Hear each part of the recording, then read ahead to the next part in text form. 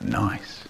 Welcome to Action Packed, where we look at action movies and find out just how packed they are. Today we'll be taking a look at You Only Live Twice, the 5th James Bond movie released in 1967, notably 2 years after Thunderball, the longest time in between Bond movies since they started. You Only Live Twice is directed by newcomer to the series, Lewis Gilbert, who would go on to direct 2 more films for the series. Not only does this movie feature one of the coolest gadgets ever, the screenplay is done by one Roald Dahl, like the guy who wrote Charlie and the Chocolate Factory. Yeah, that guy. You Only Live Twice brings James Bond to Japan to cool down a conflict between the US and Russia. A spacecraft has been stealing both countries' spacecraft, like right out of space, and tensions start to run a little high. James discovers that it's Spectre behind the space nappings and learns karate to ultimately face number 1 Ernst Stavro Blofeld, who finally gives us what you'll never get from me, a face reveal. The title song this time round is sung by Nancy Sinatra, and like always, I put that in the description so you can enjoy it. It was during this movie that Connery first seemed unsure about his future as Bond. This gave us On Her Majesty's Secret Service with George Lazenby, which being released in 1969 is chronologically the next James Bond film. But I'm sorry, I don't want to do James Bond for the next 6 months, so I'm splitting my Bond series into different parts for each actor. Meaning I'll be finished with Bond for a while after I cover Never Say Never Again this month. Oh, and yeah, this movie made a lot of money.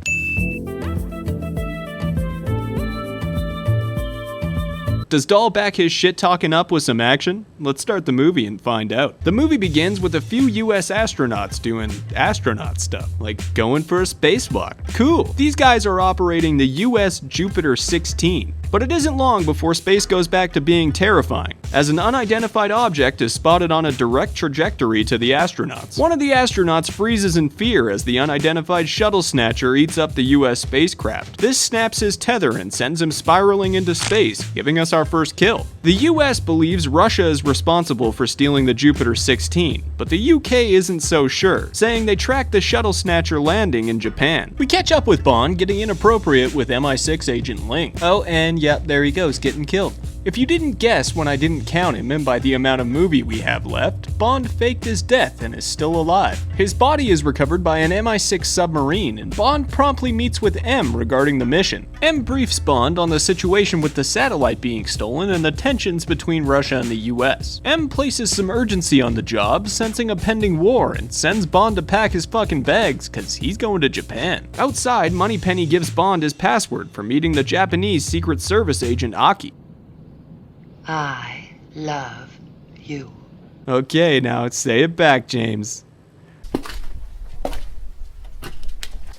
Shut the hell up. I'm not playing with you, son of a bitch. Sorry, Moneypenny. See you in the next movie. Bond scuba suits up and gets shot like a torpedo out of the submarine, surfacing on a beach and heading into Tokyo. Now back in his regular suit, which was probably underneath, he goes to an ominous alleyway and heads through a door meeting with sumo wrestler Sato no Yama Shimatsu, who was a real, very accomplished sumo wrestler, making a small cameo appearance. Shimatsu gives James tickets to the match, and Bond is soon joined by Japanese secret agent Aki. Aki probably has the coolest car next to the Aston Martin, the Toyota 2000 GT. Aki takes Bond to the real informant, Diko Henderson, who says his real informant is actually Tiger Tanaka, the head of the Japanese Secret Service. Diko says that he knows the rocket stealer landed in Japan, but doesn't know who's behind everything. He knows it can't be Russia or Japan, however, but before he can say who he assumes it is, he gets killed mid-sentence by a knife to the back. Those pesky paper walls. Bond chases down the assassin and kills him too, giving us some back-to-back action. And a chase? Yeah, sure, and a chase. James takes the assassin's clothes and assumes his identity, jumping in the backseat of the getaway car, pretending that he's been stabbed. The driver goes right to Osato, a chemical and engineering company, and literally brings Bond into the building over his shoulder, helping his buddy out when he thinks he's hurt. Bad guys having friends warms my heart. James surprises the driver when they arrive in Mr. Osato's empty office, and we get a cool set-destroying fight scene. The driver almost gets the last laugh, slashing at Bond with a katana, but Bond is able to smash a statue over the driver's head, killing him and stuffing him into the liquor closet. At least thank him for bringing you up the stairs, James. Jesus. Cheers.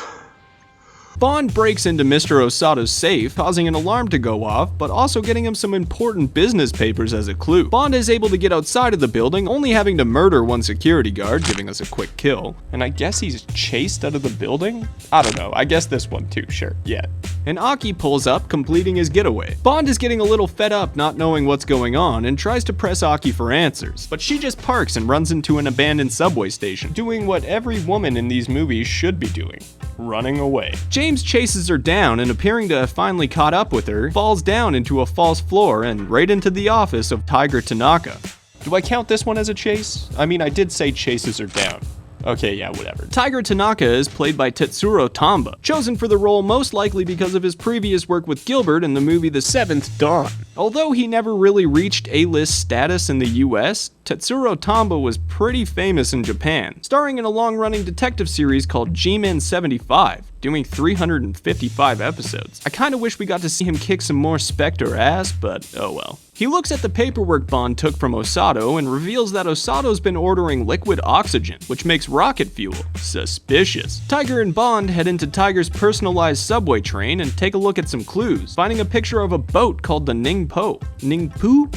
No, Ningpo. The tourist that took the picture was killed, so they're pretty suspicious of that boat. The next part of this movie is one of the reasons I hate to like it, because Tiger and Bond get bathed by women who Tiger insinuates are his. Two bros chilling in the hot tub, 5 feet apart cause they're not gay. Either way, Bond reveals he believes Spectre is behind everything, and the next day heads back to Osato's building. This time under the guise of a chemical company representative looking for a permit. Osato arrives with Spectre agent number 11, Fiona Volpe. Oh no, wait, I'm sorry, that's Helga Brandt. Brandt, just like Volpe in Thunderball, wasn't in the novel and was written into the movie by Roald Dahl. Although Osato is quite formal throughout their meeting, he grows suspicious of Bond and instructs number 11 to kill him on his way out. Aki comes to Bond's rescue again, and we get our first car chase to add as the assassins go after Aki and James. Aki uses her kill streak and calls in a support helicopter, which uses a big magnet to bring the assassin's car to the ocean. I'll add the 4 guys that were in the car to my kills, but we don't get an explosion, which is kinda lame. Tiger starts a Zoom call and lets Aki and James know that Ningpo is actually owned by Osato. They agree to go check it out closer. While investigating the ship, they find some liquid oxygen disguised as synthetic turpentine. But the sailors here don't take kindly to people snooping around their illegal goods, and Bond and Aki have to make a break for it. We get 2 kills to add as Bond flexes his murder permit, licensed to ill. James sends Aki to tell Tiger to keep surveillance on the Ningpo, and we get another kill to add as another sailor tries to be sneaky. Bond then fights his way out in a pretty sweet rooftop scene, before very carefully following the stunt coordinator's instructions and jumping off 2 ledges to make a getaway. You'll never catch James Bond. Oh, never mind. I guess James is taken by Osato and his men. Waking up aboard the Ningpo to number 11, she tries to get information out of Bond, insinuating torture. This is probably a good time to mention, to everybody's knowledge, Bond is dead, faking his death at the start of the movie. So as far as Osato and number 11 know, this is just a suspicious business guy. Anyways, Bond seduces Helga into letting him go, and this turns into a smooch fest real fast. The next day, Helga and Bond are flying to Tokyo, but Helga Brandt is Spectre through and through. Number 11 bails and leaves Bond to crash, but James is able to break free and take control of the plane, performing a once-in-a-lifetime landing and running away. We get 2 explosions to add here also, as the plane explodes twice on impact.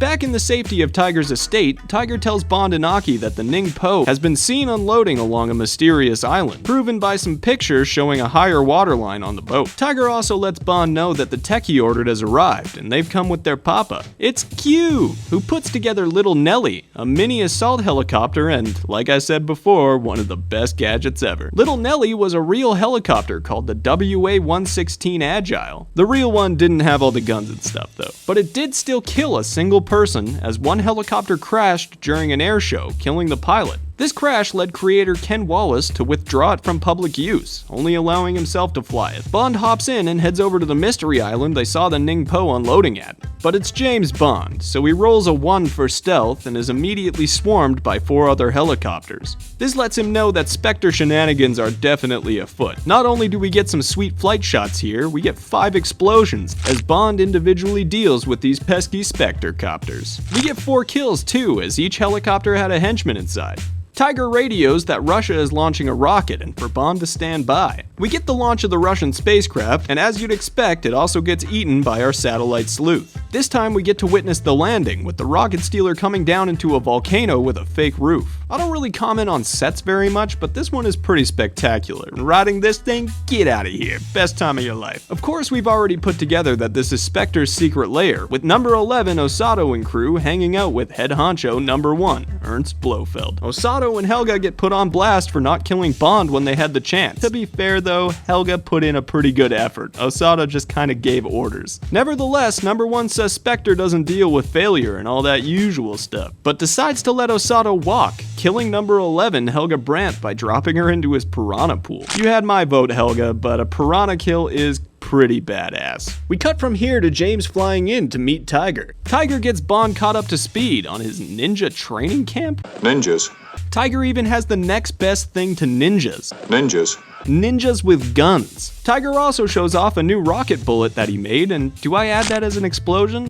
Ninjas. Going through what their next steps are, Tiger says Bond's gonna have to get married as cover. He also says Bond's gonna need a disguise to look more Japanese, and I really don't think you guys gotta do that. That night, Bond and Aki get to snuggle in, but little do they know this is a threesome, as Spectre's getting nice and close too. A sneaky assassin comes into their room and drops a string down to Bond's mouth, using the string to transfer poison down to kill him. I guess they didn't do their research, cause Bond is a restless sleeper and moves at the last minute, and the poison drips into Aki's mouth instead. All her noisy dying wakes James up, and Bond catches the assassin escaping, shooting him and adding a quick kill for us. We can add another kill right after as Aki's heart gives out, adding her to our numbers as well. That is rough. She has like a heart attack, like wow. Tiger rushes in and tells Bond he'll be done training in a few days and ready to take on Spectre. What is this, fucking Return of the Jedi? What? The next day, Bond is attacked by another assassin disguised as a ninja student. We get another quick kill as Bond stabs this motherfucker for his effort as well. Can we ditch the disguise now? It's not working. Just fight Spectre. None of this is working. But it's too late. This movie's already made and Bond's gotta get hitched. His wedding introduces us to his now bride, Kissy Suzuki, another one of Tiger's agents. On their honeymoon, Bond really wants to consummate this marriage, but Kissy ain't really into it, leaving James fanning alone into the night. Tiger rushes in again, in like his favorite move of the movie, like let me just rush in and give you news. But Tiger lets Bond and Kissy know the US are now launching their next rocket, sooner than expected. The next morning, Bond and Kissy take a boat to the cave that had killed that tourist that took the first picture of the Ningpo that they looked at back on the subway with Tiger. And getting to the cave, they realize it's filled with gas, causing them to jump overboard and swim to shore. I guess seeing him in action was all she needed. Kissy lives up to her name. Bond catches a helicopter flying overhead, going down into the volcano on the island. When they run to see where the helicopter landed, they don't find it. So they head down to the false roof, discovering what we already know. He sends Kissy to get Tiger and the ninjas, and puts on some spy gear, sneaking into Spectre's secret base. Where was he keeping any of this spy gear? Bond sneaks around a little bit before finding the kidnapped astronauts. James blows the door here too, but I didn't count the rocket bullet earlier, so I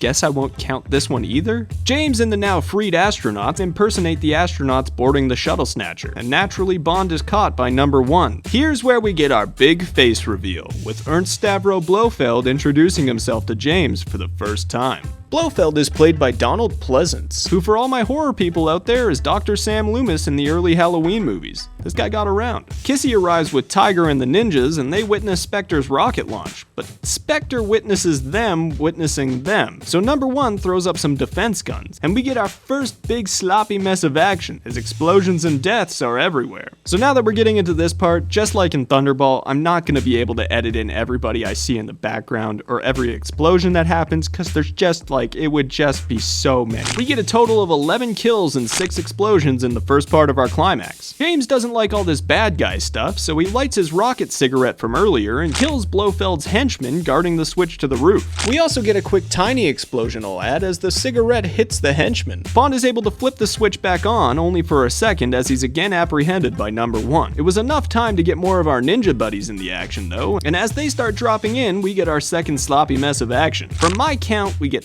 71 kills and 29 explosions in the second part of this. As always, I'm open to corrections. Number 1, realizing that now all is lost, starts his getaway, taking with him Bond, Osato, and Hans. I think this guy might have just snuck on set.